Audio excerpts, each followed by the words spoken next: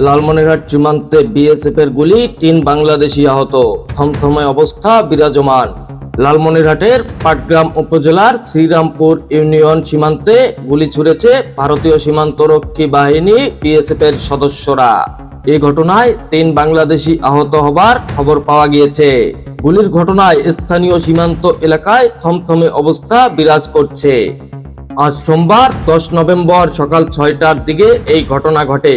এই ঘটনায় border guard Bangladesh BGB তীব্র প্রতিবাদ জানিয়ে বিএসএফ কে পতাকা বৈঠকের আহ্বান জানিয়েছে।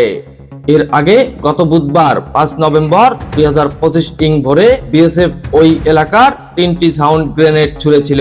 মাত্র ৫ দিনের ব্যবধানে একই সীমান্তে আবারও গুলির ঘটনায় সীমান্তবর্তী বাসিন্দাদের মধ্যে তীব্র উদ্বেগ ও উৎকণ্ঠা দেখা দিয়েছে। বিজিবি ও স্থানীয় সীমান্ত সূত্রে জানা গিয়েছে, শ্রীরামপুর ইউনিয়নের বিপরীতে ভারতের কোচবিহারের মেকলিগঞ্জ থানার পকেটপাড়া গ্রাম অবস্থিত। সোমবার ১০ নভেম্বর ২০২৫ ভোরে বাংলাদেশ ভারত সীমান্তের প্রধান পিলার ৮৫৪ এর উপপিলার ৩ এর কাছে শূন্য রেখায় ভারতের ১৫৬ বিএসএফ ব্যাটালিয়নের রতনপুর ক্যাম্পের টহল দল ৩ থেকে ৪টি ছররা গুলি ছোড়ে।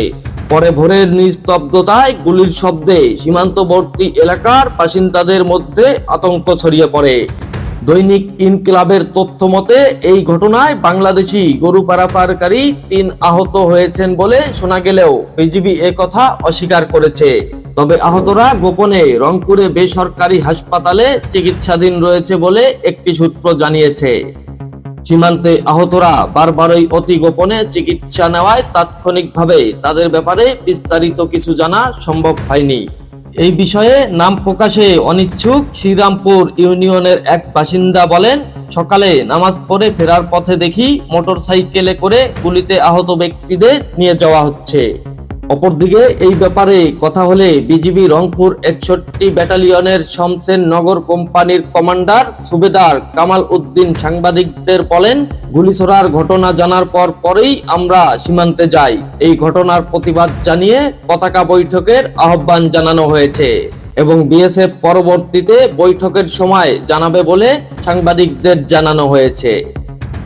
এআই রাজীব, খবর, লালমনিরহাট।